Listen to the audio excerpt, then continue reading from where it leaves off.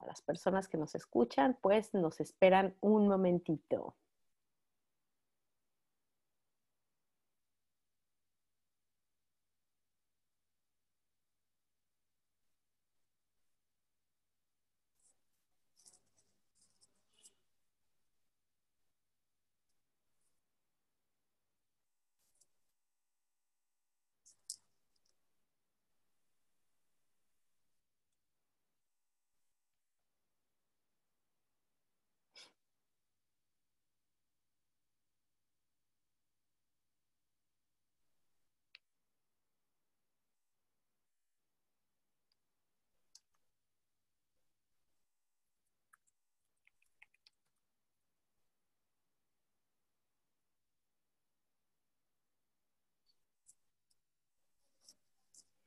Muy bien, pues como que ya estamos aquí.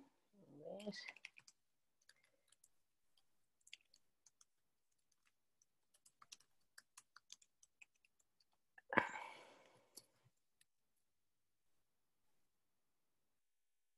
Bien, pues ya nos estamos conectando en unos cuantos segundos. Ya vamos a estar en línea con la gente de Facebook que nos va a estar acompañando. Así que bienvenidos. Ay, aquí estoy. Hola, ¿qué tal? Mi nombre es Lola Hernández y bienvenidos a Autismo desde Casa. Ya es nuestro webinar número 19. Desde que inició casi la pandemia, llevamos la contabilidad.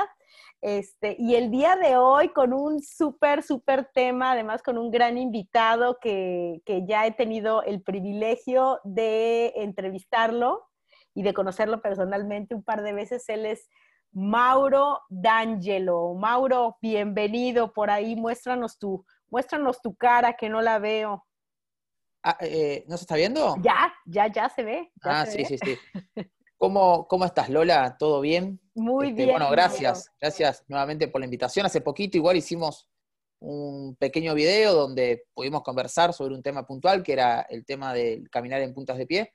Así que hoy Exacto. nos convoca un tema que también está muy bueno y que claramente nos ocupa a muchos profesionales, que es un poco esto de aprender desde el movimiento, ¿no? Pero el movimiento desde un lugar de observación clínico también, que me parece importante resaltar, así que iremos recorriendo un poquito en este proceso ese recorrido. Exactamente, pues para los que no saben, el tema del día de hoy es autismo y la importancia del movimiento en el aprendizaje. Y quiero Exacto. decirles a las personas que nos están acompañando aquí dentro de la sala de Zoom, y a quienes nos estén acompañando desde Facebook, que si tienen preguntas durante el transcurso de la presentación, por favor, si están aquí en Zoom, me las colocan en el chat, no abran sus micrófonos, por favor, a menos que sea necesario, los abrimos, pero les pido que me manden su pregunta, y si están en Facebook, yo voy a estar también al pendiente de sus preguntas. Y bueno, creo que Mauro hará lo mejor que se pueda, porque a veces Sí, lo que es cierto, Mauro, es que a veces las preguntas son tan individualizadas de un caso que a veces es difícil responder la duda de la persona hasta que no se observa al pequeño o a la pequeña. totalmente. Y además de eso, me parece que también está interesante el tema de que podamos realizar la pregunta un poco no pensando en su hijo en particular o en su paciente en particular, sino pensando en algo que nos pueda colaborar a todos, o al menos mi respuesta quizás va a ser más por ese lado, ¿no? Que quizás sea más amplia para darle mayor mirada a la respuesta. Pero nada, me parece que estaría bueno producir ese intercambio. De todas Exacto. maneras, vamos haciendo recorrido y algunas consultas seguramente vayan sacándose dudas y lo que queda ahí más o menos en el tintero me lo pueden preguntar, así que no hay problema. Seguramente que sí. Pues antes de dar comienzo, solamente les Sí, quiero recordar que estamos transmitiendo vía Facebook Live, así que esta presentación se queda en mi muro de Facebook, y ok. también el fin de semana, para el viernes, ya la tendré también en mi canal de YouTube. En el canal de YouTube, pues nada más escriben Lola Hernández y ahí me encuentran. Así que, Mauro, todo tuyo el micrófono. Puedes Adelante. comenzar cuando quieras. Vamos bien, vamos bien. Bueno, primero darle las gracias, como dije, ¿no? Ya hace un ratito, a los que no estaban transmitiendo de Facebook, por estar ahí. Yo sé que tanto en Argentina como muchos países ya estamos en un horario, creo que en México serían las 6 de la tarde, el resto de los países andará por ese horario, pero acá en Argentina ya son las 8 de la noche y muchos están cocinando, haciendo sus preparativos. Así que bien si los que se tomaron un poco ese tiempo para estar hoy presentes aquí. Lo primero que me parece interesante conversar a hablar es esta preguntita, ¿no? De ¿por qué nos movemos? Eh, que si bien me parece que es una respuesta lógica y que a veces la contestamos, siempre digo lo mismo, ¿no? Cuando uno pregunta esto, digo, la respuesta es rápida, es sencilla. Bueno, porque tengo motivación, tengo ganas de hacer algo. Voy al cine, me muevo porque tengo ganas de ver una película, está claro. Pero es un poco más profunda la respuesta. El por qué nos movemos también nos lleva a preguntarnos, ustedes ahí están viendo un bebé. Entonces, ahí nos preguntamos, ¿por qué ese bebé empieza a gatear? Básicamente, las respuestas son siempre las mismas, ¿no? Porque hay algo que le llama la atención y quiere ir hacia ese lugar. Quizás está la mamá desde aquel lugar, quizás hay un juguete, hay algo que le llama la atención. Es decir, hay una motivación por lo cual lo quiere hacer. Por otro lado, vemos un grupo de niños que están corriendo, no sabemos si están yendo a jugar o están haciendo alguna actividad, pero básicamente están motivados a correr por algo puntual. Entonces, hay también, nuevamente, una motivación para hacerlo. Esto es interesante tenerlo presente, porque cuando nosotros pensamos en las personas que están dentro del espectro, el por qué se mueven, les ocurre lo mismo. Siempre hay un motivo, siempre hay algo que los motiva a querer movilizarse, ir a un lugar, ir a otro, estar siempre haciendo el mismo recorrido, moverse en el mismo lugar, dar vueltas, dar giros, por ejemplo, también. Es decir, no es solamente una conducta autorregulatoria o no es solamente una autoestimulación. Tiene que ver más que nada también con una motivación.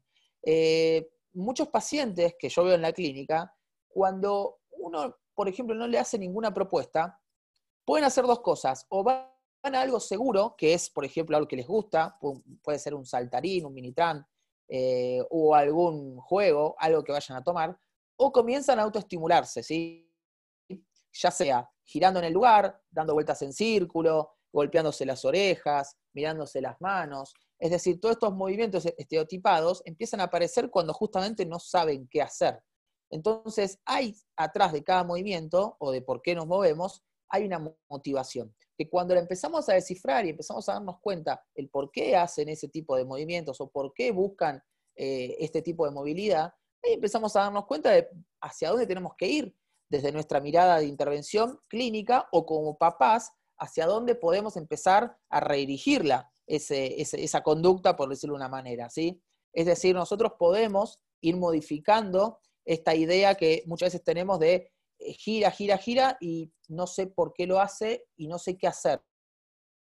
Bueno, podemos involucrarnos, podemos asociarnos a ese movimiento y empezar a redirigirlo hacia algo mucho más interactivo, o quizás empezar a interpretar esto que estoy diciendo yo. Eso lo va a ver cada papá, digo, o cada profesional.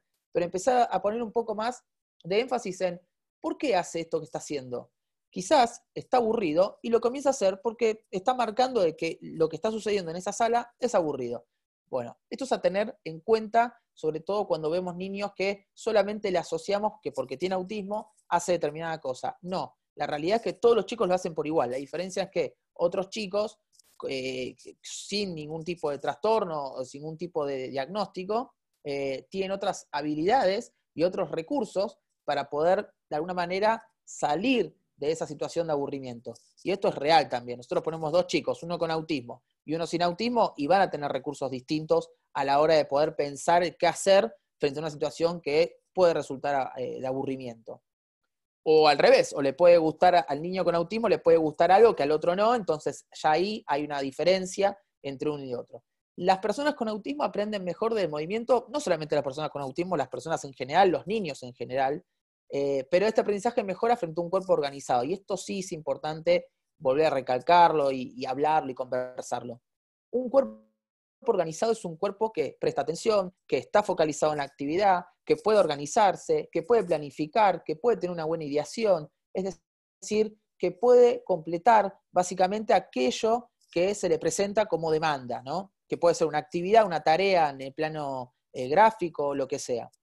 Esta organización no va a ser solamente partiendo desde el cuerpo nada más. Tiene que haber una organización, sí, o sea, una organización psicológica, cognitiva, que nos va a dar la posibilidad de, más allá de lo corporal, que puede estar sentado mirando a la clase, es poder prestar una buena atención. Esto lo vamos a ver en un rato con el modelo de Michael Posner, en cuanto al modelo de la atención. Y es importante también empezar a observar estas cosas, porque no hace falta ir a ninguna escala del neurodesarrollo para empezar a observar cuando un niño está organizado y prestando atención. Los papás muchas veces te dicen, mira, de hecho esta es una respuesta que aparece mucho en la clínica. Mira, la verdad es que cuando le doy de comer, le tengo que poner los dibujitos tales, o sea, tal dibujito, tal capítulo, para que él se logre sentar y organizarse y poder comer. Entonces vos decís, bueno, ok, esto sucede, ahora vamos a tener que hacer un trabajo desde lo conductual para empezar a desensibilizar esta situación, porque claramente no es normal ni común, y me parece que no está bueno que el chico cada vez que coma tenga que tener este dibujito. Es decir, la organización aparece por un estímulo externo. Cuando nosotros nos damos cuenta de esto, los profesionales, se lo manifestamos a los papás y hacemos un trabajo exhaustivo, teniendo en cuenta la conducta del niño, teniendo, por ejemplo, desde el área de la psicomotricidad, lo que comprenda la organización del cuerpo, y teniendo en cuenta también los factores que involucran básicamente la regulación sensorial, que ahí trabajará algún terapista con formación e integración sensorial, estas tres áreas son importantísimas para que este niño pueda empezar a organizarse, porque la televisión ahí ocupa un lugar de fijación de atención, básicamente, para que después la otra tarea, que es comer, le sea mucho más agradable o lo pueda sobrellevar de una mejor manera. Cuando sacamos la tele, aparece el caos. Ok, es clarísimo, uno lo ve en la clínica y lo ve también los papás que te lo informan. Nosotros tenemos que empezar a observar desde ese lugar. Decir, bueno, ok, si sabemos que esto está apareciendo, ¿cómo puedo yo empezar a modificarlo? Lo mismo pasa en el aula. Yo muchas veces de hecho, en febrero de este año estuve un mes en México dando diferentes cursos, y una cosa que decía en los 3 jardines que visité por diferentes circunstancias, yo le decía, tenemos que quitar un poco los estímulos alrededor de en este caso, un paciente, un alumno, porque son básicamente innecesarios y por otro lado, distraen no solamente al niño con autismo, sino al resto de los chicos que están en el aula. Entonces ahí básicamente tomaron este recurso, hicieron la modificación, y creo que fue una modificación muy válida, porque nosotros cuando modificamos el ambiente, no lo hacemos por una simple cuestión de decir, porque tiene autismo vamos a hacer esta modificación. Lo hacemos porque se puede organizar. Y si un chico necesita tener bajo estímulo alrededor para poder organizarse, lo vamos a tener que hacer. Siempre repito el mismo ejemplo. ¿Cuál es la primera adaptación? Lo pueden escribir en el canal de Facebook, en la transmisión de Facebook, o mismo acá en el chat, ahora los voy a leer, pero los pueden escribir. ¿Cuál es la primera adaptación que pueden hacer o que observan en una escuela? ¿Cuál es la primera adaptación que observan en una escuela? A ver si alguno se anima a dar la respuesta. Vamos a ver si alguna valiente o un valiente se animan a poner una respuesta. Es facilísima, ¿eh? Ajá. Bueno, repíteles la pregunta si quieres, ¿Cuál es la primera adaptación que vemos en una escuela? La primera adaptación que vemos en una escuela. Para un chico con necesidades educativas especiales, ¿no? Pues todavía no nos escribe nada. Se debe retirar estímulos visuales, ok, ahí tienes una. Bien, no sería esa, les voy a decir. La rampa de discapacitados es la primera. Ajá. Es estructural. Y el baño de discapacitados. ¿Cómo es el baño de discapacitados? Más amplio. Bien. ¿No? ¿Para qué? Para que entre la silla de ruedas. Exacto. Es decir, tienen estos tubos para que se sostengan, ¿no? Los apoyos. Es decir, adecuamos la discapacidad, solamente la simplificamos en la silla de ruedas. Exacto. Y eso es un error, básicamente. Está buenísimo que esto suceda, porque claramente tenemos chicos con silla de ruedas que van a las escuelas y deben tener estos recursos. Pero cuando uno piensa en una persona con autismo, pareciera que no hay que hacer nada, pareciera que no hay que modificar nada, pareciera que, bueno, el chico se tiene que adaptar al espacio, el chico se tiene que adaptar al ambiente, al entorno, a la dinámica, y no hacemos ningún cambio. Entonces, yo ahí voy un poco más y digo, si yo tengo que modificar, no voy a decir el aula, no voy a decir, bueno, en vez de 30 chicos, seamos 15, porque estoy pidiendo demasiado, me parece. Pero voy al hecho de que si yo tengo que regular mi tono de voz como docente, si yo tengo que regular la fluidez de mi manera de hablar, si yo tengo que regular la manera con la cual escribo, si tengo que escribir en letra imprenta para que el chico lo pueda observar mucho mejor, si lo tengo que sentar adelante, si tengo que sentarlo en el medio, si tengo que darle a este niño, por ejemplo, durante la clase, cada 20 minutos, la posibilidad de que vaya al patio, dé una vuelta y regrese, porque de esa manera se regula, lo voy a hacer. Lo voy a hacer, porque me parece que es la manera con la cual reemplazamos, en lógica, a la rampa de discapacitados o el baño de discapacitados.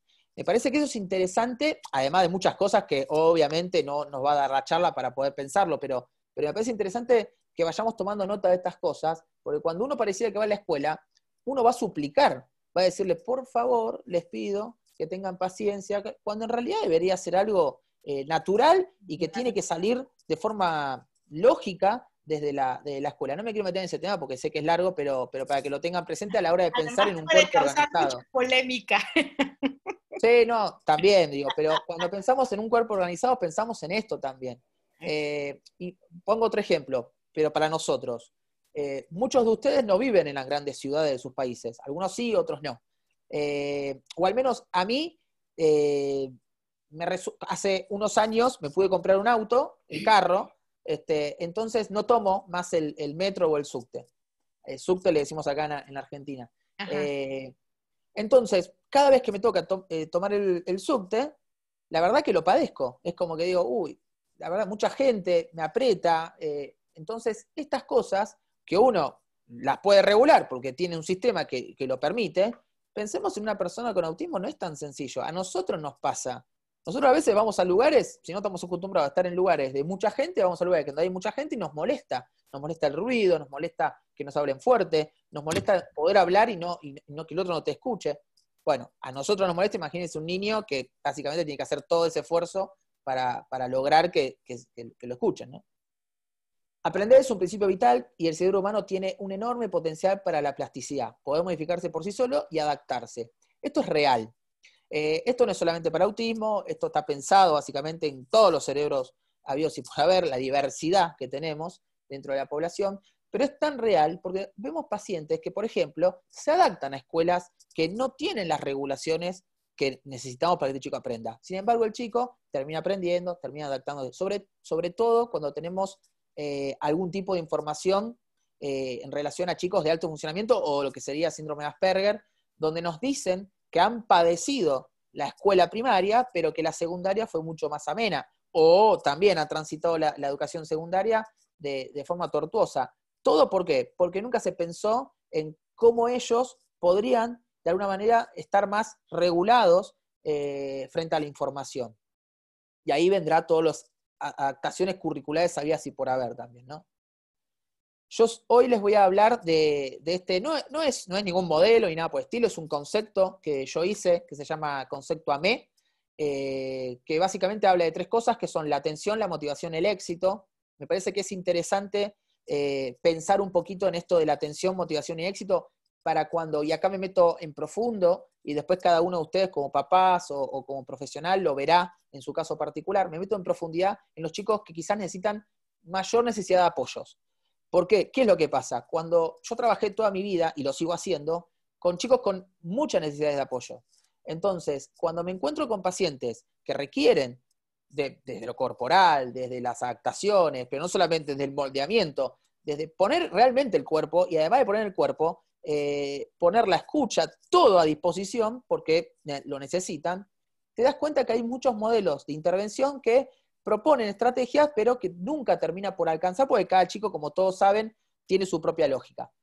Esto que yo hice me pareció interesante, sobre todo para uno cuando da las charlas, para poder transmitirle a los profesionales y a los padres también, cómo podemos empezar, o desde dónde podemos partir a la hora de poder diagramar, planificar, organizar. Así que bueno, espero que les pueda servir y básicamente uno lo transmite porque me parece que es interesante que esta información esté a disposición. Al menos me parece a mí la manera con la cual fue la lógica por cual lo armé. Se denomina atención al conjunto de mecanismos, empezamos con atención, ¿no? Mediante los cuales el cerebro selecciona una información, la amplifica, la canaliza y la profundiza. Esto es una definición que me parece interesante, sobre todo en la última parte.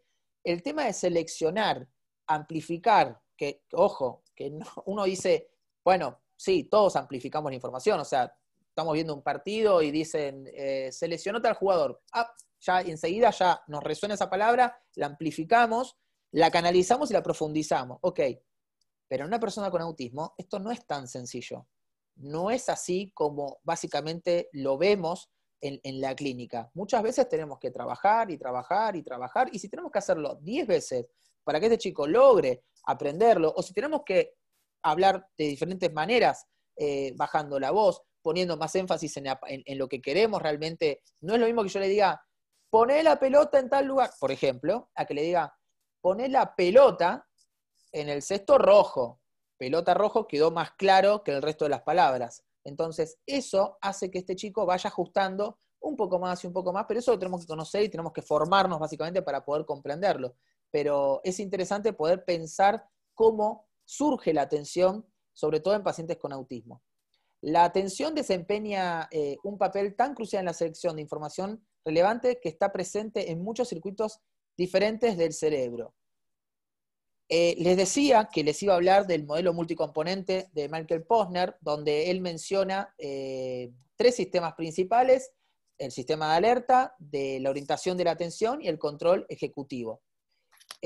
No sé si tengo acá una imagen, espero que sí, no tengo la imagen, donde me parece que es interesante para graficar cómo funciona nuestro sistema de alerta, orientación y control ejecutivo. Piensen ustedes que están en la estación de tren, o vamos a la estación de metro, por ejemplo. Entonces, ustedes cuando ingresan a la estación del metro, o a la estación de tren, no les interesa más que subirse al tren o más que subirse al metro. Nadie va pensando diciendo, me voy a encontrar con alguien. No. Entonces, de pronto ustedes van caminando, hay mucha gente alrededor, gente que viene, gente que va con ustedes, perfecto, y de pronto escuchan su nombre, ¿no? Por ejemplo, Lola. ¿Y Lola qué hace? Se da vuelta, porque básicamente escuchó a alguien que aparentemente la reconoció. Es decir, nuestro sistema de alerta siempre está activo.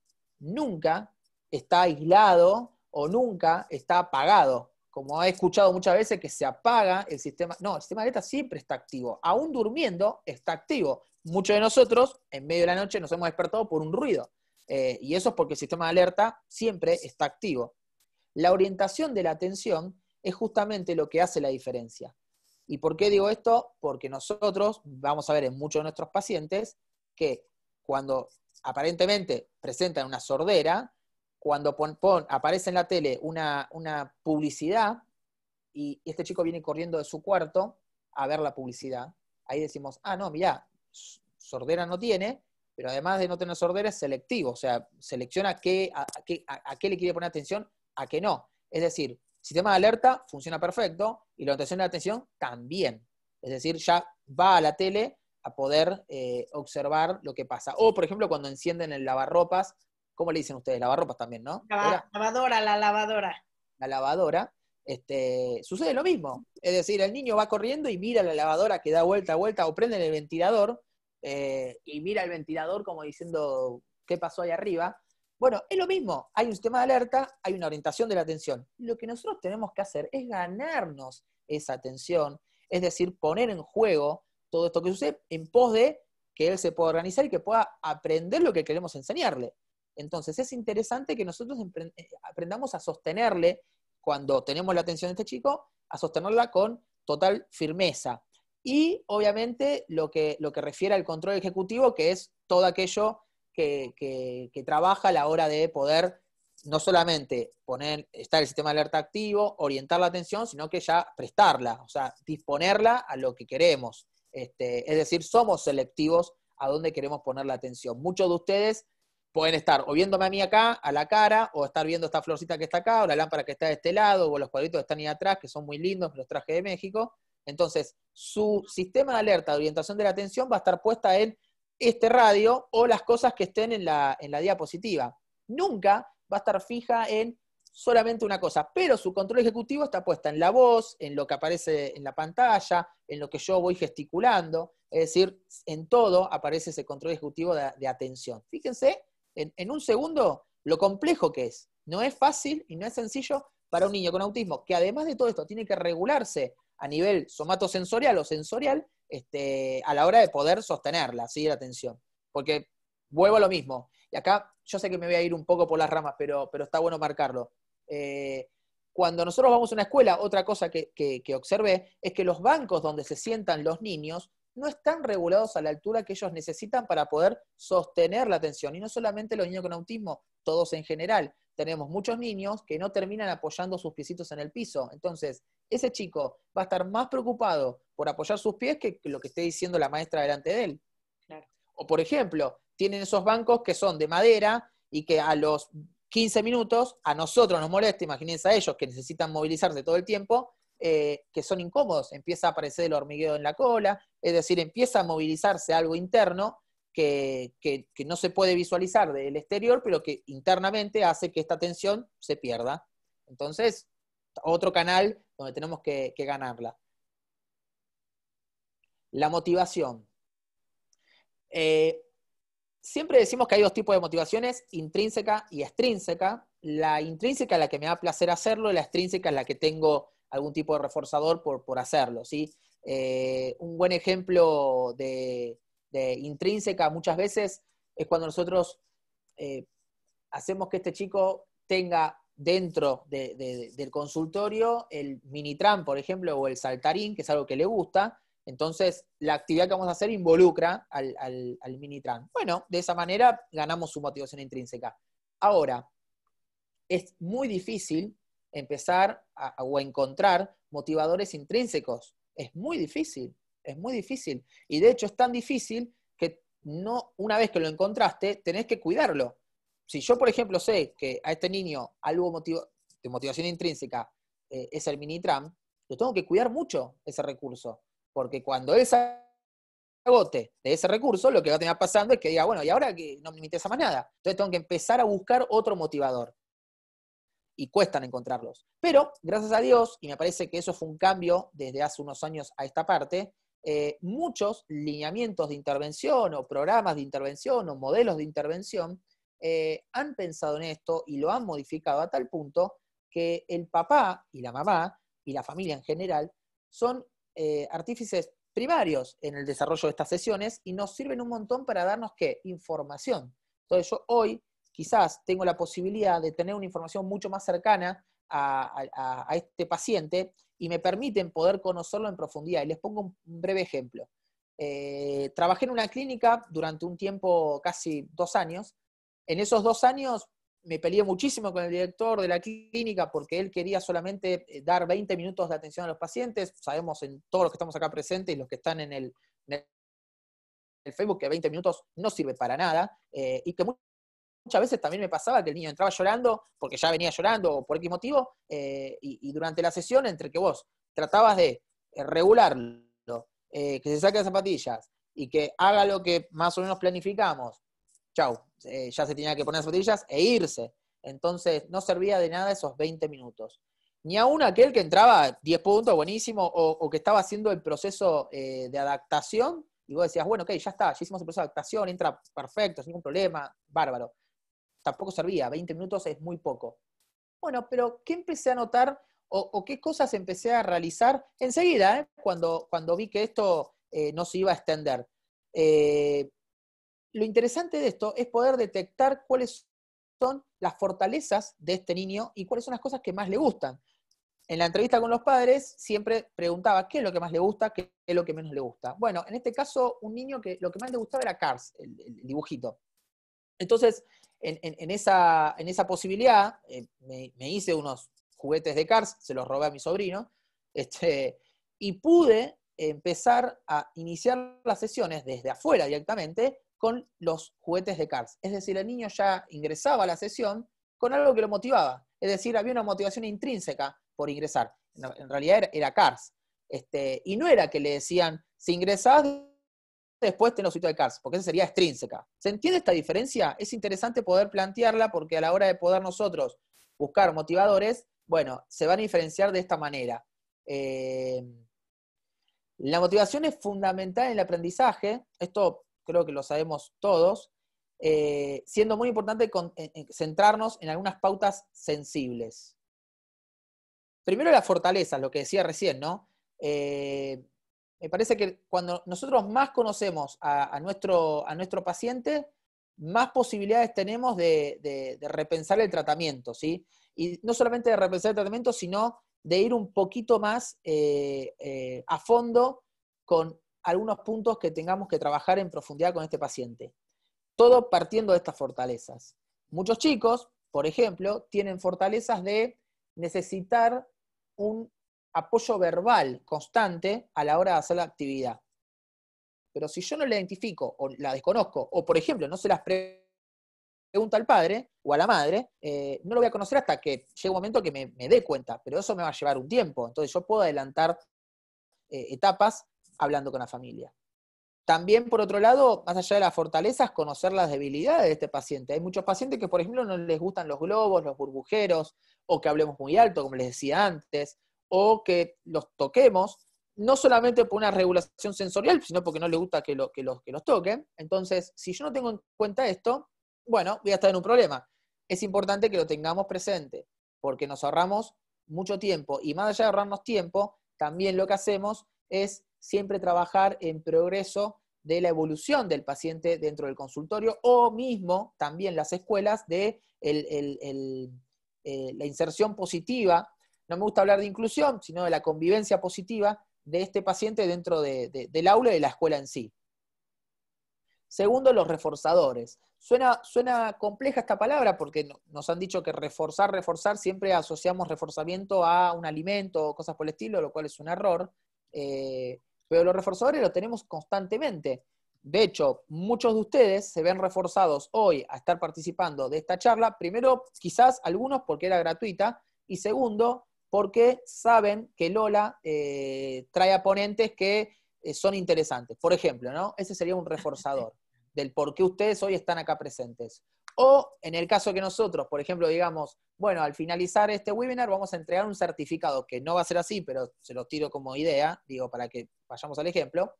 Entonces ustedes dicen, ok, tomo el webinar gratuito que da Lola por el certificado.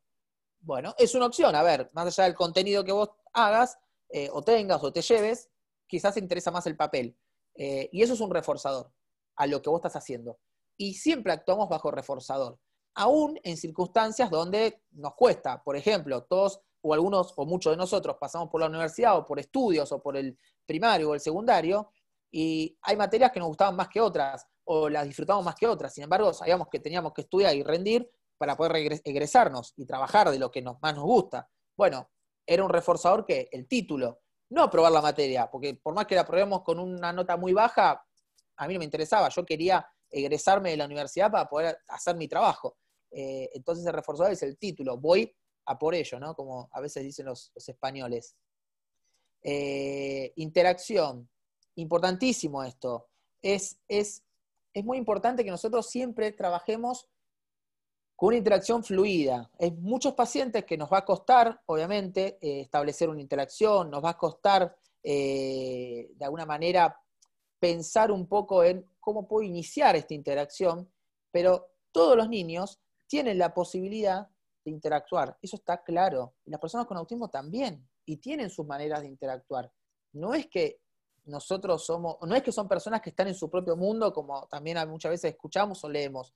No, claramente están en y que justamente también tienen sus maneras de interactuar. Por ejemplo, ¿cuántos niños que no tienen lenguaje, su manera de interactuar con el contexto o con el adulto, o de poder anticipar lo que quieren, es el uso de PECS, ¿no? Que es un sistema aumentativo y alternativo de comunicación, por ejemplo, ¿no? Digo, esa manera, y yo tengo que conocerla, y yo desconozco las maneras, o tener habla asignada, por ejemplo, que es un lenguaje de señas adaptado a la persona. Si yo desconozco este sistema aumentativo de comunicación y alternativo, voy a estar con una interacción nula o fallida para con mi paciente, porque yo le voy a estar hablando, metiendo muchas palabras que van a hacer mucho ruido, y yo tengo que poder anticipar desde otro lugar, al menos por un primer momento, hasta que luego vayamos haciendo las etapas que corresponden dentro del PEX y por otro lado también que colaboren. Pero es importante que muchas de las actividades que nosotros planteamos dentro de un consultorio o mismo que a veces suceden dentro de lo que es el patio de la escuela y sobre todo en educación física, vayan apuntando a esto, a que los niños puedan aumentar el campo de interacción. Y les pongo también otro ejemplo. Cuando yo trabajo dentro de un consultorio, lo primero que hago es salir a la calle con este paciente y caminar.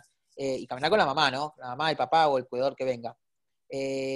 Entonces, en ese caminar, en ese recorrido, uno va observando cómo este paciente va interactuando con el contexto, con la madre, conmigo, y de hecho, si tengo la posibilidad de incorporar algún otro paciente a la consulta también, y a veces armar algún tipo de dinámica grupal que conforme algún grupo de habilidades motoras, como le decimos nosotros en ludos, o sociales, es interesante también pensarlo de esa manera. Siempre tenemos que ir bajo esta dinámica. Si no, no tiene mucho sentido. No tiene mucho sentido. Y ser cautelosos muchas veces también de decir qué estrategias le damos a los padres. Porque si las estrategias son específicas para que este papá haga algo solamente con el niño y a futuro no se piensa en la inserción de este niño en convivencia con el resto, y no tiene mucho sentido tampoco. Porque a mí no me sirve de nada que el chico esté en un consultorio 10 puntos, funcionando perfecto, trabajando de 10 con unos videos, unas cosas divinas, y después cuando va a la calle, o va a un cumpleaños, o va a un evento, o a un parque, no puede interactuar, socializar y hacer toda su generalización de forma positiva. Exacto. Mauro, ahorita que, Dime. disculpa, Sí. hay una pregunta que quizá en este momento que estás mencionando esto, es importante expandirla. O sea, me están pidiendo que si explicas un poco más lo de la motivación intrínseca y extrínseca, y me parece que en esto último que dices es muy importante porque cuando siempre estamos buscando motivadores extrínsecos, pero que sean solamente relacionados a casi un premio para el niño, probablemente tampoco es por ahí el asunto. Entonces, no sé si les puedas dar un poquito más de ejemplos que no lleven al niño o a la niña a tener que depender únicamente de motivadores extrínsecos, sobre todo de temas relacionados con premios, dulces, galletas, recompensas. Claro. Sí, yo eso lo conversé hace un ratito cuando hablaba de reforzadores, pero que a veces lo asociamos solamente a la galletita o cosas por el estilo, que son reforzadores primarios en un punto, o lo conozco como reforzadores primarios, pero volviendo un poco a esto de motivación extrínseca, vuelvo para atrás, así vuelvo a esa diapositiva. Con respecto a lo que es la motivación intrínseca y extrínseca. La intrínseca, para ponerlo en llano, es aquello que me da placer hacerlo, que me gusta, que no me produce ningún displacer, básicamente. Y la extrínseca puede no producirte ningún displacer, pero sabes que está impuesto, ¿no? Que hay como un premio al final. Nosotros, o ustedes, por ejemplo, a sus hijos, muchas veces le dicen, si haces la cama o si ordenás tu cuarto, te llevo al kiosco que te compres X cosa. O te compro el videojuego que querés, o vamos al parque. Ok, eso es una motivación extrínseca. Es decir, hay algo, hay un pedido y hay un reforzador luego de ese pedido.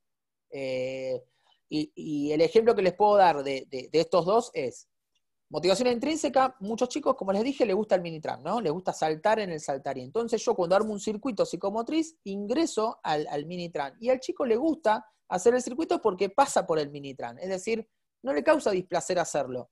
Es decir, está el Minitran puesto ahí. Y otro podría ser, por ejemplo, si te pones las zapatillas, mamá te va a dar una estrella, como por ejemplo, ahí no me sale el nombre ahora, lo que es economía de fichas. Entonces, de esa manera, sería una motivación extrínseca. Me gano una estrella, si me gano 3 estrellas, gano el premio más grande que es, no sé, X cosa. Entonces, eso es motivación extrínseca. Nosotros tomamos la motivación extrínseca, básicamente, para comenzar a trabajar, porque es, como decía antes, muy difícil o a veces los motivadores extrínsecos que tienen estos chicos no nos sirven a nosotros en la clínica, sobre todo en la clínica motriz. Entonces tenemos que repensar muchísimo para poder abordar. Porque, por ejemplo, si yo tengo un chico que le gusta la música, yo tendría que poder pensar cómo puedo incorporar la música a mi sesión de psicomotricidad para que justamente funcione como un motivador intrínseco. Y hasta podría ser, bueno, hagamos la sesión con la música que le gusta. Eso es un motivador intrínseco, está buenísimo y lo hace perfecto. Pero el tema está, el día que se cansó de la música, ¿y ahora qué hacemos? Bueno, eso es lo que yo comentaba antes. ¿Se entendió esto? No sé si Sí, Lola sí, ahí. yo creo que Ah, sí, yo creo que se entiende perfecto, Mauro. Es simplemente que aquí había una persona preguntando y ok, quiero comentarte algo. Digo, esto yo en algún momento lo apliqué como motivación extrínseca. En sí, algunos días de la semana yo elegía, por ejemplo, que íbamos a comer con mis hijos enfrente de la televisión, cosa que jamás en la vida hacíamos, pero era como un reforzador en un día especial en el que tenían alguna actividad que no querían hacer. Entonces, la recompensa era, bueno, hoy vamos a comer enfrente de la televisión, vamos a ver una película mientras comemos y hacíamos toda una preparación con una mesita especial, y yo permitía eso, pues no sé, una vez cada 2 semanas o algo así. Y eso me funcionaba a mí como un reforzador extrínseco, especialmente con Eric, ¿no? Es Entonces, que, es que está bien, porque vos ahí lo que hacías era de alguna manera anticiparte a una posible frustración de Eric durante estas actividades que vos no eran lo más placenteras, por decirlo de una manera. Y de esa manera quizás Eric lo entendía así, y decía, ok, tengo mis sesiones y ese día, pero mi premio al final de estas sesiones va a ser estar frente a la tele con todos viendo X cosas. Eso está bien, y de hecho, vuelvo a lo mismo, pensémoslo siempre como si fuese a nosotros, nos pasa igual, nos pasa igual.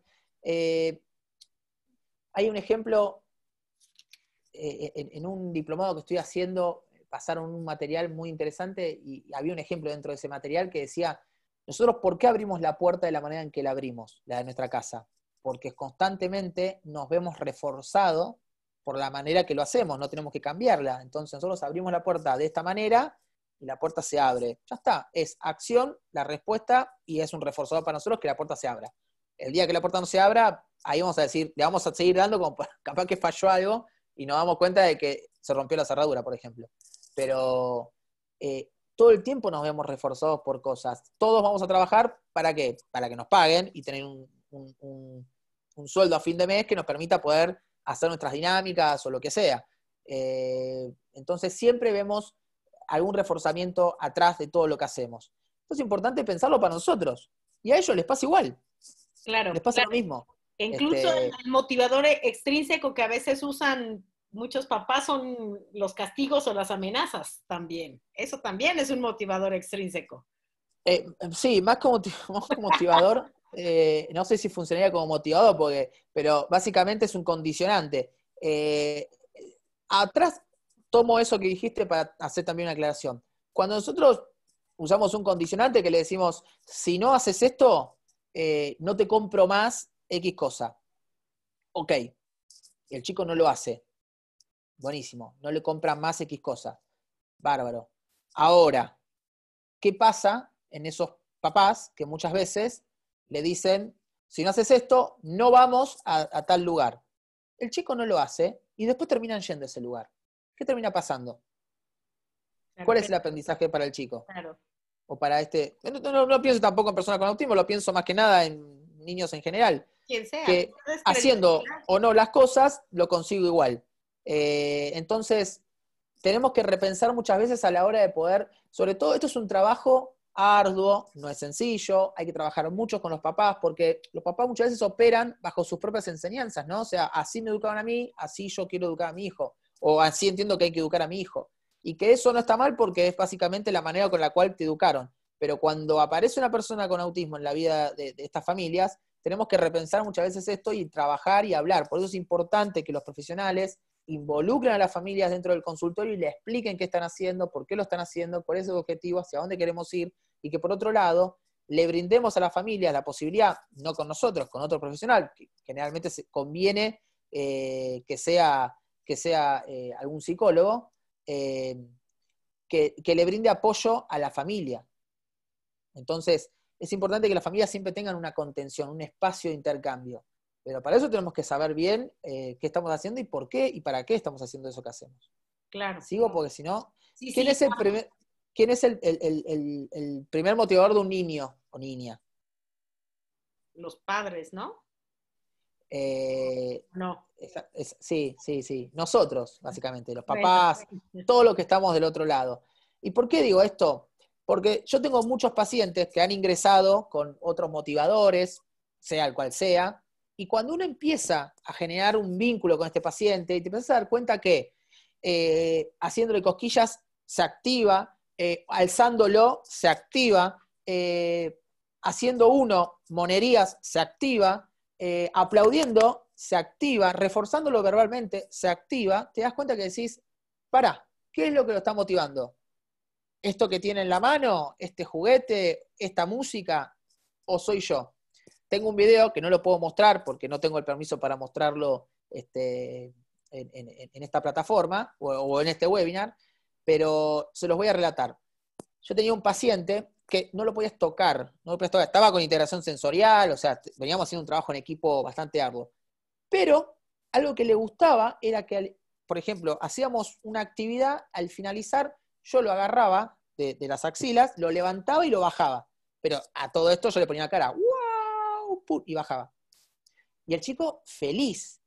Entonces, ese fue el primer encuentro que tuvimos corporal y que por otro lado me sirvió a mí como motivador para que él, al finalizar cada cosa, vayamos. Y después, antes de iniciarlo, y después él agarraba solito, en el medio, terminaba rápido y me venía corriendo a mí como buscándolo. Ahí pasamos de motivación extrínseca a intrínseca. Hicimos el pasaje. Pero ¿quién es el motivador? El adulto. Y siempre nosotros vamos a ser motivadores. Una pantalla puede ser genial un rato. La música puede ser genial un rato. Pero nosotros estamos las 24 horas. Entonces, nosotros tenemos que empezar a ponernos en el lugar de ser mucho más empáticos. Y más allá de ser empáticos, empezar a buscar estrategias. Yo entiendo, no todos tienen la posibilidad o la facilidad para ser graciosos o ponerse en una situación.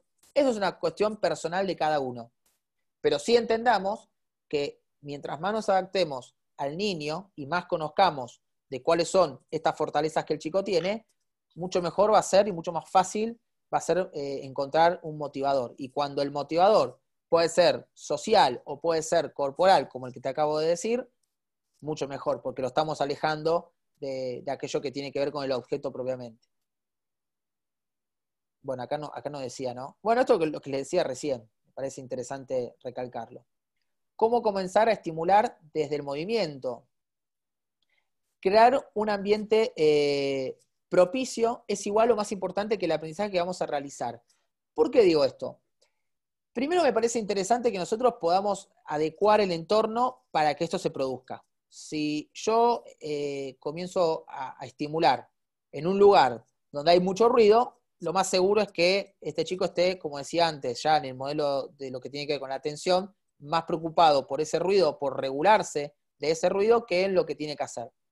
También pensar, si yo le doy muchos elementos alrededor, le pongo muchas actividades o le pongo muchas dinámicas o la dinámica que pongo es muy compleja para este niño, bueno, también va a perjudicarlo.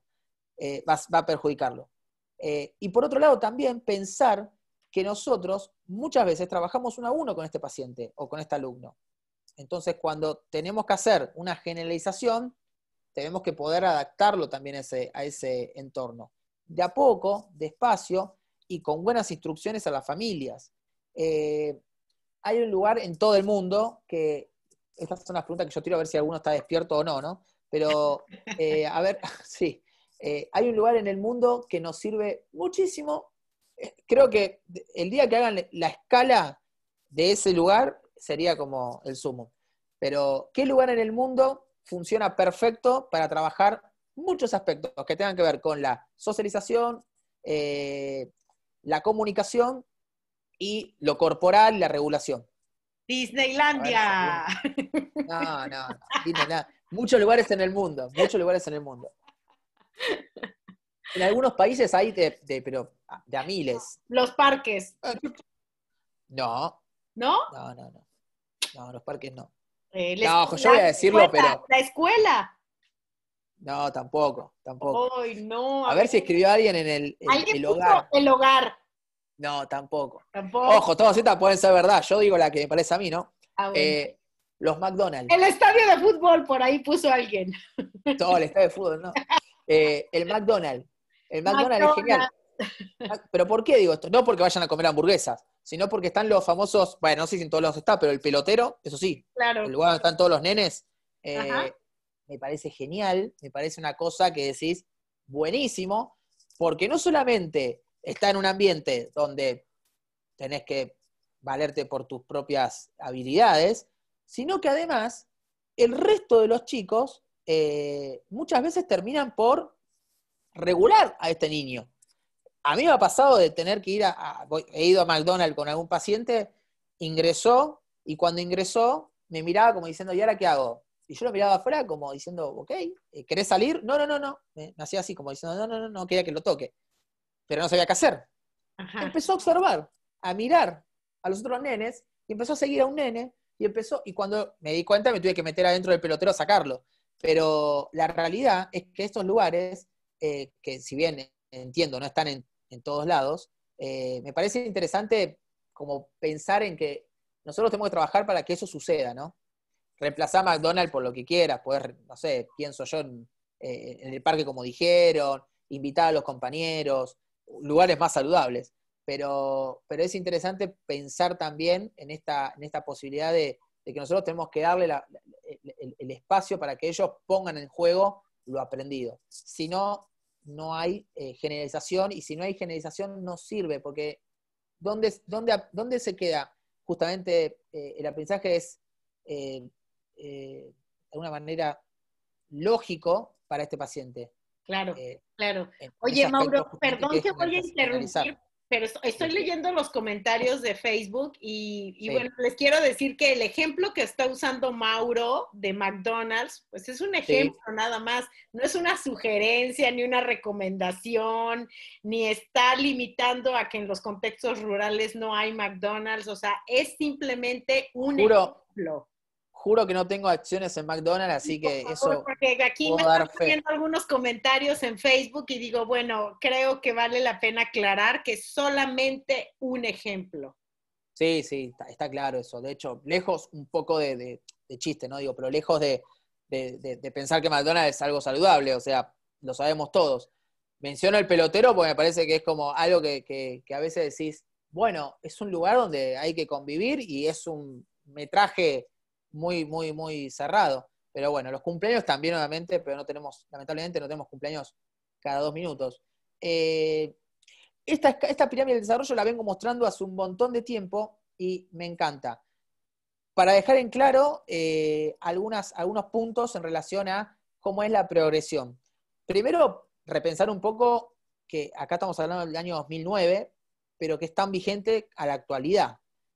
Nosotros cuando pensamos en estos sistemas sensoriales en este primer año, si no están organizados y estables, es muy difícil que este niño pueda tener, por ejemplo, una conciencia lateral sensorial ahí que marca, una coordinación visomotriz, que pueda tener equilibrio y coordinación dinámica general. Es decir, es una progresión todo esto, la planificación motriz. Por otro lado, pongamos que a nivel sensorial hay un buen desarrollo, está trabajando perfecto, o no necesita hacer nada de lo sensorial, directamente comenzamos de lo psicomotor o de la psicomotricidad. Entonces, si no trabajamos puntualmente aquellas cosas que observamos como deficitarias en esta primera etapa, es importante que lo trabajemos. ¿Cuántas veces tenemos niños que, por ejemplo, no trabajan la conciencia del propio cuerpo o de alguna manera no trabajan este equilibrio de coordinación dinámica general, y luego se hace presente allá por los 5 o 6 años alguna alteración de la lateralidad? Bueno, eso tenemos que tenerlo en cuenta. Y no es en vano muchas veces lo que hacemos, que es anticiparnos y trabajar ¿en qué? En anticipación. Es decir, no es que trabajamos por las dudas, trabajamos porque observamos que hay algo que hay que desarrollar, pero lo explayamos mucho para que justamente quede afianzado. Es el aprendizaje significativo que tenemos que darle a este paciente. ¿Y todo esto para qué? Para justamente llegar a esa conducta adaptativa que tenemos allá en la cima de esta pirámide, y este proceso no es para que el chico haga terapias durante 10, 15, 20 años. Es para que justamente cuando ya está en esa edad en la cual tiene que hacer un pasaje desde los 6 en adelante hacia otra dinámica, que es la que yo espero al menos como terapeuta, la pueda hacer sin ningún problema. Es decir, articulamos con el profesional de integración sensorial en estos primeros años, luego articulamos desde la psicomotricidad, por ejemplo, con la educación física, para que este chico se vaya insertando de manera paulatina y moderada a espacios que justamente no le serían posibles si no hacemos un trabajo de hormiga previamente. Les puedo asegurar que tengo muchos pacientes que han trabajado fonoaudiología, han trabajado psicopedagogía, han trabajado psicología, han dejado de lado, por recomendación médica, la parte corporal o psicocorporal, y hoy, que ya tienen 7 años, 8 años, donde más evidencia la parte psicocorporal, hoy presentan sintomatologías que no fueron trabajadas previamente.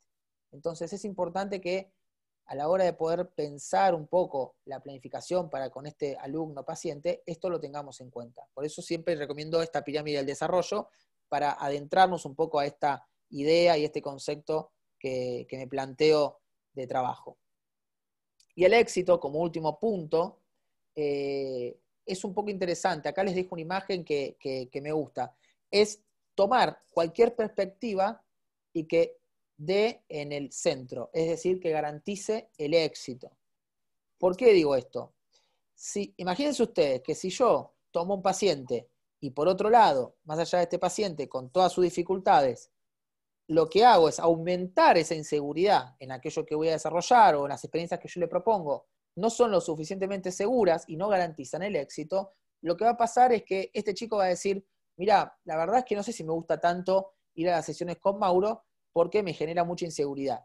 Y voy a perder, ¿qué? Atención, y va a bajar la motivación. Con lo cual, son 2 cosas indispensables para ganar y llegar al éxito.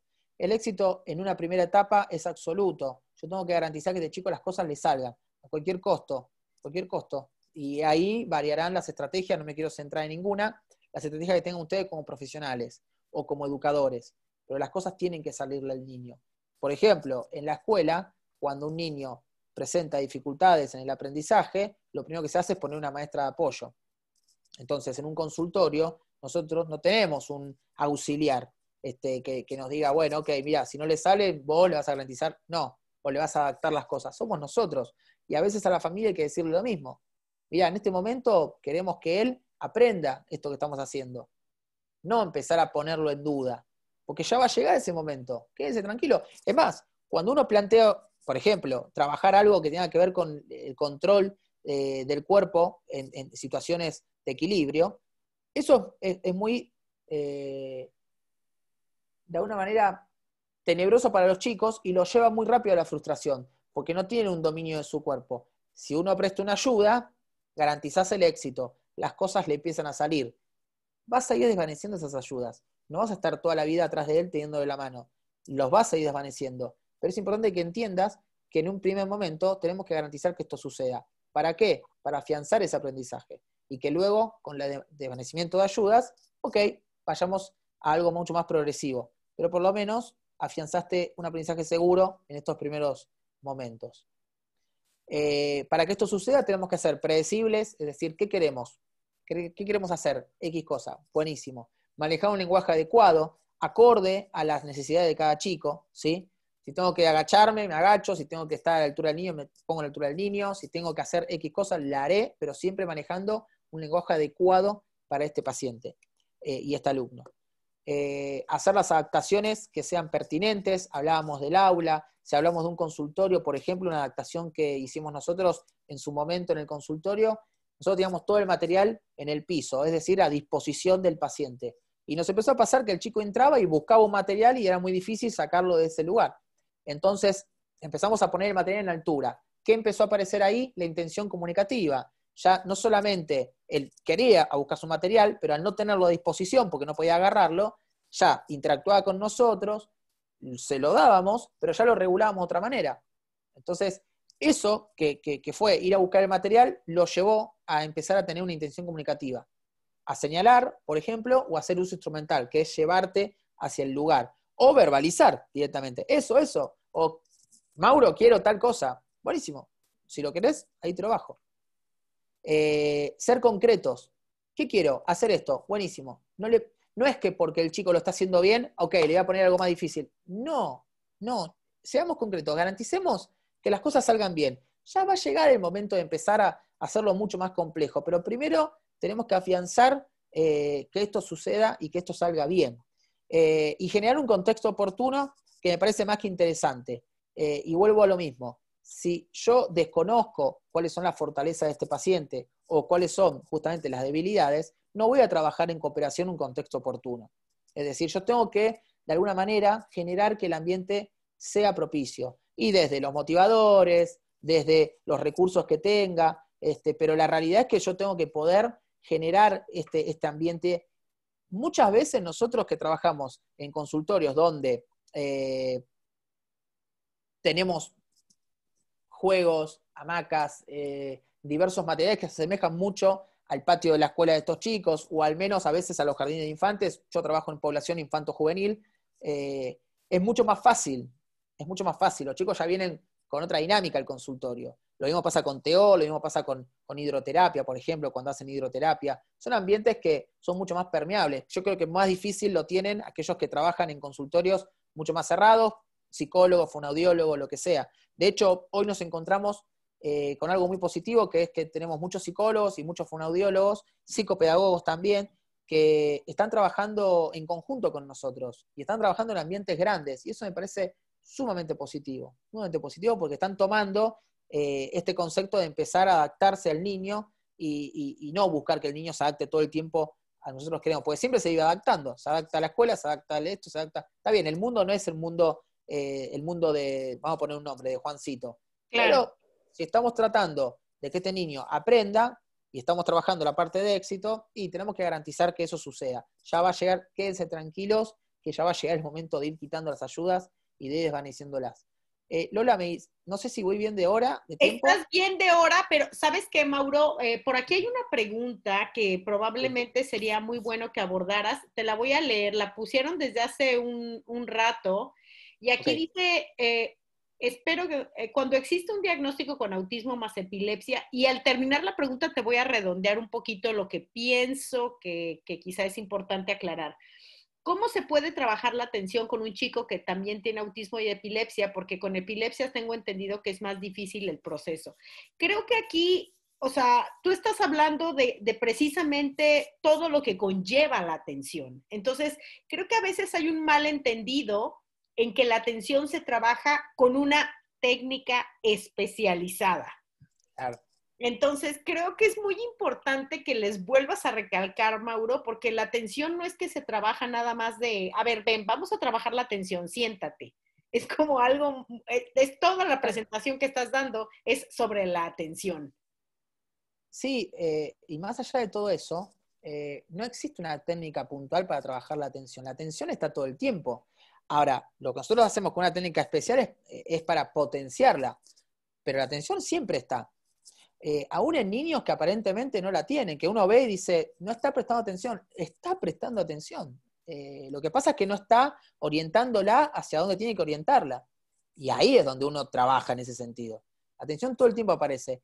Y, a ver, voy a intentar responderle esa pregunta a la compañera, ¿no? Digo, pero nosotros cuando trabajamos con un paciente, tenemos que saber estudiarlo en profundidad. Entonces, hay este tipo de epilepsia. Pensemos que en esta epilepsia ella plantea, o no sé cuál será, pero que plantea como que le dificulta poder estar activo durante las propuestas que ella hace. Entonces lo que tenemos que pensar es, primero, si este tipo de epilepsia interfiere en la orientación de esa atención, y eso sí lo podemos conocer porque podemos estudiar en profundidad a ese tipo de epilepsia, en esa población y en ese paciente en particular, en este caso un paciente con autismo. Y por otro lado, pensar también en si realmente es un problema de esa epilepsia en particular o es de la propuesta que estoy haciendo. ¿Y por qué digo esto? Porque un paciente con epilepsia y con autismo, muchas veces estamos hablando de un grado con un compromiso más profundo o mayor necesidad de apoyos. Entonces, hay que ver qué edad tiene ese chico, pero hay que ver también si las propuestas son dinámicas. En ver si tenemos que trabajar con colores o sin colores, porque los colores lo que hacen es aumentar esa atención y se empieza a ir porque justamente lo desregula, o básicamente puede despertar en un episodio epiléptico. Entonces, todo esto va a estar como condicionante a lo que yo quiera proponer. Pero que sepa que la atención siempre va a estar a disposición y podemos trabajar de diferentes maneras.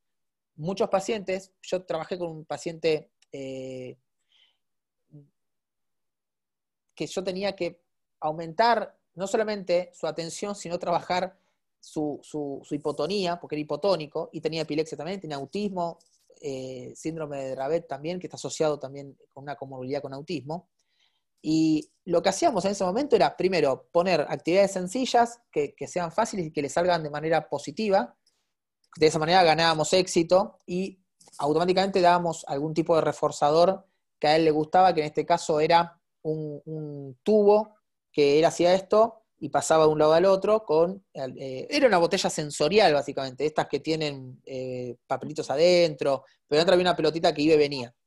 De esa manera aumentamos la atención para con este objeto en particular, pero también lo aumentábamos en la actividad, porque él sabía que después de hacer esta actividad venía ese objeto, y cada vez lo hacíamos un poco más complejo, un poquito más extenso. Bueno, lo fuimos aumentando. Pero ¿qué pasaba en otros lugares? Él agarraba y se tiraba. ¿Por qué? Porque cuando él estaba haciendo la actividad, todo su cuerpo, que tenía una hipotonía generalizada, estaba activo y estaba involucrado, porque si él se desvanecía, se caía al piso. Eso lo sabía él, ¿no? Ahora, cuando estaba en otras sesiones donde no tenía este recurso de poder estar parado, es decir, estar sentado, empezó a darse cuenta que tirándose evitaba que el otro le dé las instrucciones o le dé la actividad. Entonces perdía el foco de esa actividad en sí. Bueno, él hacía uso de eso, pero su atención estaba puesta. Lo que empezamos a dar cuenta es que obviamente había que hacer un cambio a ese nivel. Era un adolescente que estaba cansado, venía de años de trabajar de una manera y había que trabajar de otra. Hoy directamente ya no trabaja conmigo, pero hoy está trabajando todo de lo corporal, porque es la única manera que él la pueda sostener esa atención. Así que bueno, es como un concepto que puedo brindarte de ayuda a lo que plantea. La verdad que no sé si sirve o no, pero bueno, después Lola pienso que sí, Mauro. Era muy importante que lo aclararas de esa manera. A mí me parece que sí. Ok. Bueno, sigamos. La disciplina de la salud busca mejorar la calidad de vida de las personas como meta principal mediante diversas técnicas propias de cada especialidad. Esto es una realidad. Ninguna disciplina de la salud va a buscar perjudicar a ningún paciente, ni ningún educador busca no enseñarle a su alumno, o al menos eso quiero pensar, ¿no? Entonces, nosotros básicamente vamos a intervenir para mejorar esa calidad de vida. Mejorar esa calidad de vida suena como muy hipotético, así como muy lindo, o un título hermoso, pero es muy real. ¿Por qué digo esto? Porque hay a veces que nosotros pensamos y decimos, ok, vamos a hacer esto para que él mañana esté en este lugar. Eso es mejorar calidad de vida, es proyectar. A veces cuando uno tiene una entrevista con los papás, la primera pregunta es, ¿dónde quieren ustedes que esté su hijo dentro de 10 años? Parece como muy lejana, pero cuando te das cuenta, tiene 2 años, ya tiene 12, ya tiene 22, y ya pasó la adolescencia, te entraron en la etapa adulta. Bueno, y todo esto se tiene que trabajar a largo plazo. Pero también tenemos que pensar en cómo va a ser ese proceso. Y ahí es donde me parece que los padres tienen la posibilidad de decir, ok, ¿nos ajustamos a este proceso o no nos ajustamos? ¿Adecuamos a esto o no nos adecuamos? ¿Confiamos en esto o no confiamos? Porque si yo tengo una familia que no confía en mi trabajo y yo estoy haciendo todo un abordaje y le digo, mira, hagan esto, o le explico por qué hago esto, y los padres después, como descreen de mi trabajo, o al menos no les gusta, te estoy dando un ejemplo, ¿no? Digo, no lo generalizan, no me sirve de nada. O sea, ese paciente no va a avanzar lo que yo espero que avance, o lo que yo sé que tiene que avanzar.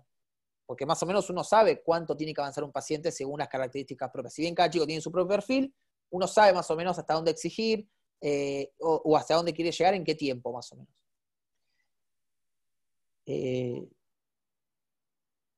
Los niños de hoy serán los adultos del mañana, y eso es algo que tenemos que tener muy presente más hoy en día, a futuro, porque tenemos muchos adultos con autismo que hoy están padeciendo, más que todos, este proceso de pandemia. No solamente porque no venían teniendo sesiones en su vida particular, sino que solamente asistían a algún espacio, a algún centro, y hoy ese centro, ese espacio está cerrado, y no están recibiendo nada de nada. Y esos espacios para ellos, que son adultos, son fundamentales. Son fundamentales porque son espacios seguros, espacios donde se relacionan, donde tienen amigos, donde comparten, y hoy no tienen nada de esos lugares. Entonces, pensar que los niños de hoy van a ser los adultos de mañana es poder pensar un poco en dónde queremos que ese chico esté cuando tenga, como dije antes, 18 en adelante, ¿no? Esto es un término que me gusta, potencialidad corporal, facilidad con que una persona puede controlar su propio cuerpo con el mayor nivel de atención y con el menor desgaste de energía. Esto es lo que nosotros queremos, al menos lo que yo busco de mis pacientes, ¿sí? ¿Cómo conseguís esto? Con dedicación, con formación, con capacitación, pero por sobre todas las cosas con criterio, y criterio clínico y criterio profesional. Y cuando hablo de criterio, hablo de poder sustentar muchas de las cosas que hacemos y poder sustentar lo que le decimos a los padres con evidencia. Y esa evidencia va a estar dada no solamente a nivel clínico, con aquello que hacemos y le demostramos a los padres, sino también a la hora de poder compartirlo con colegas.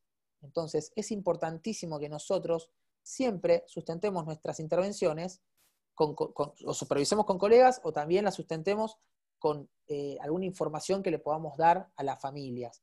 Que no da lo mismo hacer psicomotricidad porque tiene que hacer psicomotricidad. No, ¿por qué tiene que hacer psicomotricidad? Y porque vamos a trabajar esto y esto, que es lo que yo veo, lo voy a plasmar en un informe, lo voy a firmar y se lo voy a dar al médico. El médico lo va a ver el otro terapeuta, y vamos a hablar con el otro terapeuta, es decir, vamos a entrar en un concepto de, más que de transdisciplina, de interdisciplina, pero que me gusta, o de multidisciplina básicamente, pero que me gusta poder pensar un poco para darle seguridad a las familias. Hay muchas familias que pasan por muchos equipos terapéuticos, pasan por muchos profesionales, pasan por muchas escuelas, porque justamente no se trabaja de esta manera.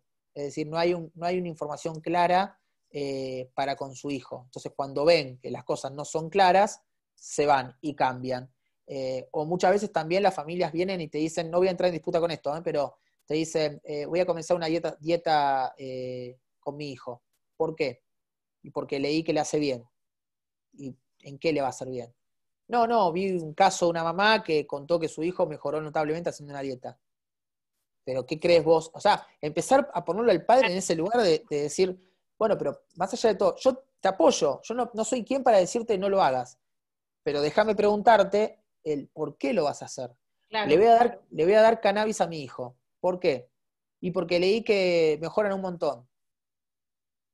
Y si vos vas a los estudios clínicos, a la información científica, ni las dietas, ni el cannabis reúnen la información relevante al día de hoy para poder pensar que son efectivas en pacientes con autismo, sin epilepsia. Pacientes con autismo con epilepsia, estamos hablando de otra cosa. Claro. Entonces, eso lo sabemos nosotros. Ahora, ¿yo me voy a poner en contra de un papá que le quiere dar cannabis a su hijo? No. Sí me voy a poner en contra de un papá que le quiere dar MMS o lo quiere hacer quelación, o le quiere hacer algo mucho más invasivo, porque me parece que ahí ya transgrede otra norma, otra política y otra ética que justamente no me gusta. Pero yo puedo acompañar al padre, lo puedo orientar, pero también tengo que saber para orientarlo, porque yo le digo, buenísimo, dale, hagamos la dieta. Y de pronto el chico pasó de comer algo que antes tenía estructurado en la casa a comer esto, y resulta que ahora lo tengo súper irritable en el consultorio. Está bien, hasta que la dieta empiece a establecerse, ese proceso va a suceder. Ahora, lo que bien sabemos es que un niño haciendo una dieta, no necesita hacer una dieta de estas biomédicas, nada por el estilo, haciendo una dieta balanceada, equilibrada, que te la puede dar cualquier nutricionista o pediatra del neurodesarrollo, un nutricionista pediátrico, también va a tener los mismos resultados, va a mejorar, porque si yo como mejor, funciono mejor, mi atención mejora. Lo que pasa es que ahí es muy complicado porque vos le podés decir al padre, ok, haz la dieta y no hagas terapias. Y vemos si realmente funciona. Y va a decir, no, la dieta funciona con tratamiento. ¿Y cómo sabemos si funciona el tratamiento o la dieta? No lo sabemos. Pero bueno, con el cannabis pasa lo mismo. Hay un estudio doble ciego de cannabis, se le dio cannabis placebo a una población y cannabis real a otra. Ambas, cuando se encontraron y dieron su información de qué les pareció y qué cosas observaron, en los dos lados se vieron cosas similares. Papás que vieron cambios positivos, padres que no vieron nada y padres que decían, sí, mejoró un poco. Los dos dijeron lo mismo. Es decir, no hay todavía una información fuerte en lo que son el cannabis principalmente. En lo de dietas, básicamente, hay trabajo de metaanálisis que ya están Bastante, claro. actualizados y ya revén los estudios todo el tiempo que se publican desde lo biomédico y termina por seguir siendo igual, ¿no? No hay todavía información relevante. Exacto. Y muy importante, perdón, Mauro, que te Sí. interrumpa, porque estoy viendo otra vez comentarios en Facebook y creo que vale la pena. Por favor, creo que algo que estamos comprendiendo con lo que está diciendo Mauro es que si vamos a hacer algún tipo, queremos intentar algo como las dietas, como el cannabis, algo más con los niños o las niñas, necesitamos saber por qué específicamente yo con mi hijo lo quiero hacer. ¿Por Claro. qué y para qué? O sea, ¿cuáles son esos objetivos claves, esos puntos claves que como yo ya estudié sobre ese tipo de tratamiento, yo pienso que le pueden ayudar en qué punto, punto A, punto B, punto C. No es nada más que, como dijo Mauro, ayuda a los niños.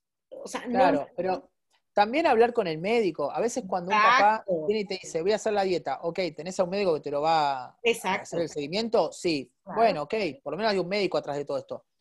Va a usar cannabis, o le voy a empezar a dar gota de cannabis. Ok, ¿tenés algún médico? No. No te lo recomiendo, porque ¿cómo medís vos? ¿Una gota, 2 gotas, 3 gotas? ¿En qué horario? ¿En qué no? Entonces todo esto Claro, tiene que haber muy, un médico muy, atrás que lo regule. exacto, Y por exacto. otro lado, Eso es también, como, eso es como a ver, medicarlos, no puedes medicarlo así claro, nada más porque ahora le es quiero un dar tipo de medicación. Es un exacto. tema. Que tenga venta libre en algunos países no quiere decir de que no sea medicación. O sea, el ibuprofeno también es medicación y sin embargo es de venta libre. Y el Claro. exceso de ibuprofeno es perjudicial.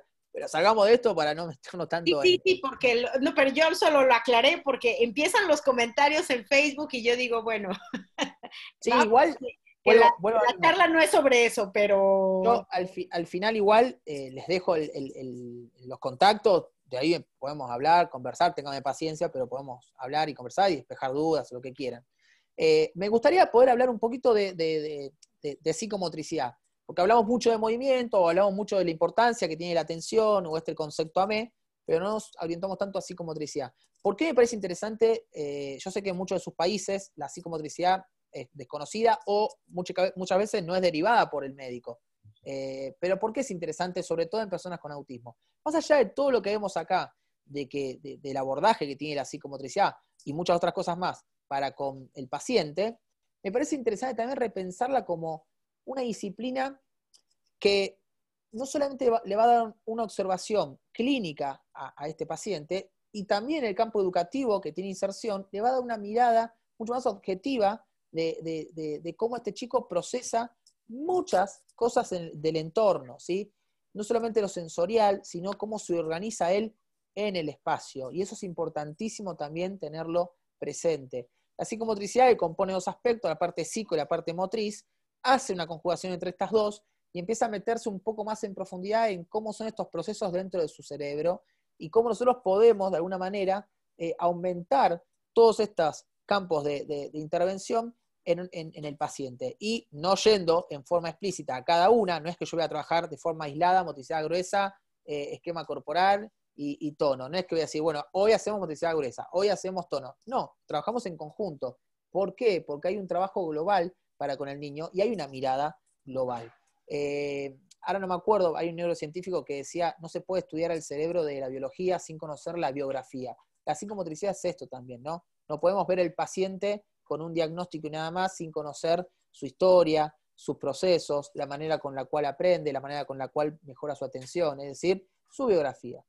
Esto me parece interesante dejárselos también como para que puedan repensar un poco a la hora de aquellos que tengan la posibilidad de buscar algún psicomotricista o mismo trabajar con algún psicomotricista.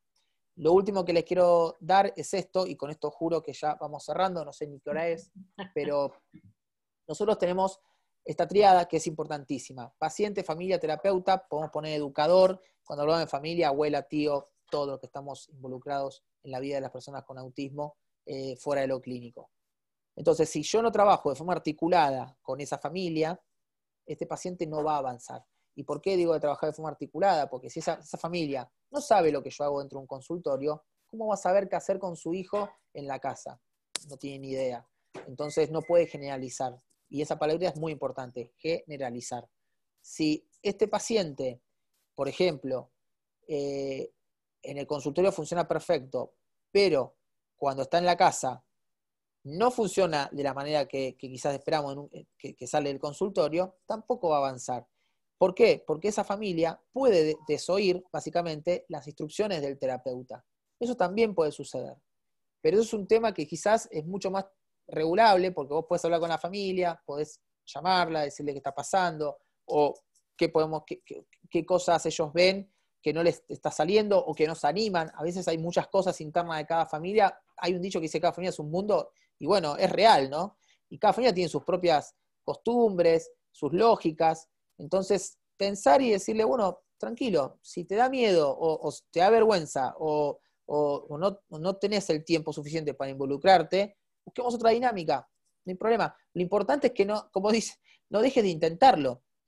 Yo cuando tengo una familia que directamente veo que no hay ni la más mínima intención de ocuparse de su hijo, más que llevarlo a una consulta clínica o llevarlo a un consultorio, ya es como que digo, ok, me parece que no soy el terapeuta para este paciente o para esta familia. Porque sinceramente yo puedo pero descoser mi trabajo en el consultorio, pero si esta familia no está comprometida, no me va a servir y no le va a servir al chico. Claro. Entonces yo prefiero que no pierdan tiempo y que vayan a otro lugar donde se sientan más cómodos, y en el caso que sea comodidad. Al día de hoy no me ha pasado nunca, pero realmente que esto hay que hablarlo.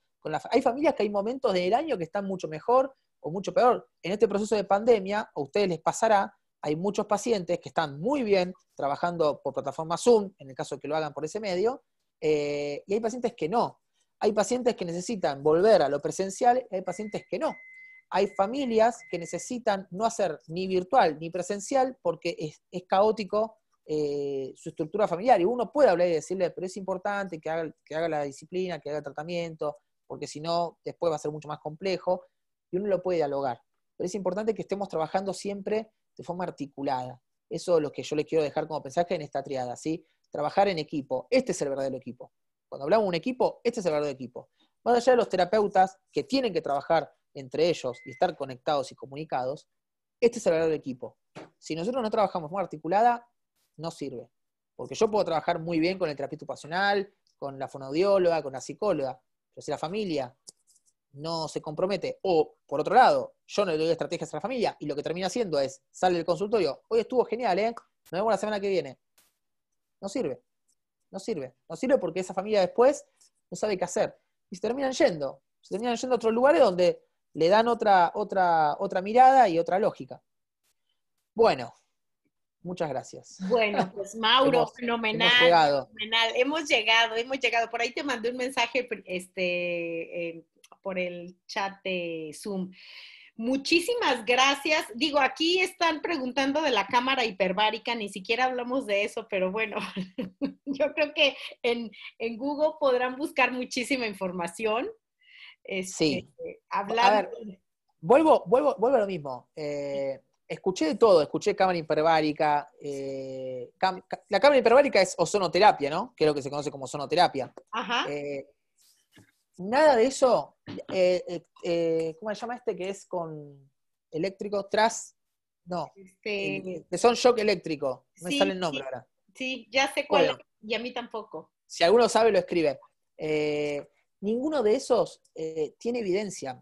¿Y por qué hacemos hincapié en la evidencia? Porque ni yo, ni muchos de mis colegas que hablamos de autismo, nos dedicamos a investigación a este nivel, pero sí leemos a quienes se dedican a hacer ese tipo de investigación. Entonces tomamos esa información y se las pasamos a ustedes. ¿Para qué? Para que justamente no cometan los errores de caer en manos de intervenciones que no están de ninguna manera reguladas y medidas. Con el MMS, y me tomo un segundo con esto, pasó lo mismo. El MMS, quien no lo sabe, es solución fisiológica no, clorito, solución soluble, no me acuerdo cómo es la terminología, pero es cloro, básicamente, y que eso es perjudicial para la salud de cualquier persona, no solamente para personas con autismo. Sin embargo, se vendía como cura directamente. Y eso para mí es terrible, porque le estamos poniendo, primero que el autismo al día de hoy no tenemos ningún marcador biológico y ningún tipo de tratamiento que nos hable de cura. Por otro lado, me parece que también es jugar un poco con la esperanza de estas familias. Bueno, estas personas fueron a España y casi caen detenidas, fueron a otros países y fueron prohibidas. Y no es que el sistema está en contra del MMS, es que justamente hay gente que se dedica a estudiarlo y que se dedica a poder decir con criterio y con evidencia que esto no tiene ningún sentido hacerlo. Entonces, volvamos a lo mismo. Exacto. Es importante siempre hablar con profesionales acreditados y capacitados en el área, sea la que sea. Si vamos a hacer lo del MMS, no querés preguntarle a un profesional que no sea médico, habla con tu médico y tu médico te va a poder decir. Exacto. Y si te quedaste con dudas, habla con otro médico y con otro médico, y si querés, consultarle a un profesional que esté en el área y que te pueda discernir básicamente esa duda. Claro, y además del acompañamiento profesional, que te documentes, que leas, o sea, no te metas en nada que no hayas estudiado antes. O sea, sí, porque en el medio están sus hijos, o sea, claro. Esto es lo que a mí me preocupa, que en el medio hay mucha gente que obviamente hace un negocio con esto, pero en el medio están sus hijos. Y para mí eso me parece terrible, porque pongamos que ustedes dicen, bueno, está bien, quiero creerle a este hombre, y su hijo se ve perjudicado, pero notablemente perjudicado. ¿Qué hacemos? Exacto. Entonces, en el medio, es lo mismo que ustedes, si ustedes se tienen, mañana van al médico y le dicen, sí, tenemos que operarte de la cabeza. Sencillo, o sea, ustedes van y dicen, ok, doctor, opéreme. Yo hago otra consulta, digo, está en juego mi cabeza, está en juego mi cuerpo, hago otra consulta y veo si realmente el médico tiene razón o tiene razón. Si ya son dos médicos lo que me están diciendo, digo, bueno, puede ser que sí, tengan razón. Exacto. Pero en juego siempre está, encima está el cuerpo de personas que no tienen voz y voto para poder tomar decisiones. Y ustedes son quienes están a cargo. Entonces, es importante que vayan siempre con cuidado y nada, respaldándose en la evidencia y en personas capacitadas y profesionales en el área, ¿no? En este caso del autismo y el neurodesarrollo. Exactamente, exactamente. Pues mira, creo que aclaraste todas las dudas, te están felicitando por la presentación y yo también. Buenísima la información, Mauro, como siempre, mil gracias. Y bueno, yo lo voy a decir en voz alta y hay mucha gente que está solicitando la presentación. Les voy a decir, cuando termine este webinar, yo le preguntaré a Mauro si él la quiere compartir, la comparto y si no, no. Yo no mando correos electrónicos a nadie. A nadie, no me anoten sus correos electrónicos porque yo no lo voy a hacer, no tengo a alguien que se dedique a todo eso y ya Lola no se da abasto. Entonces... Mirá, te respondo, te aprovecho y te respondo. Yo no comparto las presentaciones, de todas maneras, me parece, Lola, estaría buenísimo esto que acabas de decir. Lola lo grabó y lo va a subir al canal de YouTube, así que ahí va a estar disponible. Exacto. ¿Y por qué no comparto? Porque lo quiero explicar también, porque hay gente que dice, che, qué mala onda. No lo comparto porque me pasó ya 2 veces de ver mis presentaciones. No me molesta, ojo, que se difunda, la verdad que no. Pero sí me pasó de ver 2 veces que han tomado conceptos de la presentación y mucha gente lo terminó por entender a medias. Y ahí es donde yo digo, no, mejor no lo comparto porque me parece que cada uno puede tomar nota. Además, mis presentaciones son muy de tomar notas, no voy más a lo puntual, voy más a lo verbal. Y que me parece interesante que todos los que estuvieron hoy y la escucharon son los mejores replicadores de aquellos que vieron. Y si tienen alguna duda o quieren repasar algo, va a estar el video ahí disponible. Claro, va a estar en el canal de YouTube, se queda también ahí en mi muro de Facebook, la pueden ver 65 veces, la pueden compartir 99 veces y seguramente que se van a enriquecer mucho más de volver a escuchar a Mauro que de mirar un PowerPoint. Sí, ¿no? A ver, yo intento todas las charlas darle una vuelta distinta, porque imagínate que un poco, no es que me aburre, pero es como que todo el tiempo hablo de lo mismo, trato de cambiarlas y darle cosas, así que bueno, Claro, nada. por supuesto. No, hiciste bien, hiciste bien. Así que a todos los que nos están escuchando, tanto en Facebook, aquí y aquí en Zoom, les agradecemos muchísimo, muchísimo su compañía, su presencia. Excelente presentación, Mauro. De verdad que agradezco muchísimo tu gentileza de compartirnos tu experiencia, tu conocimiento y de tomarte tu hora de la cena aquí con nosotros. A vos y a todos los que estuvieron conectados desde Facebook y los que estuvieron hoy acá presentes, así que les agradezco la atención.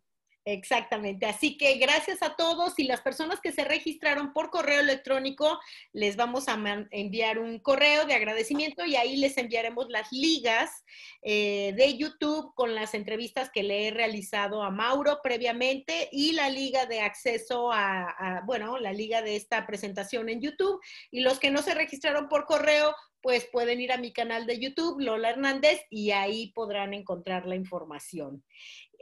Pues pasen una linda noche. La semana que entra yo daré un webinar llamado No encuentro mi paciencia, la perdí. Y si desean registrarse, pues la información estará en mi muro. Ha estado ahí todo el tiempo. Así que muchísimas gracias. Pasen una linda noche. Chao, gracias a todos. Hasta luego. Mauro, pues muchísimas gracias. Ya salimos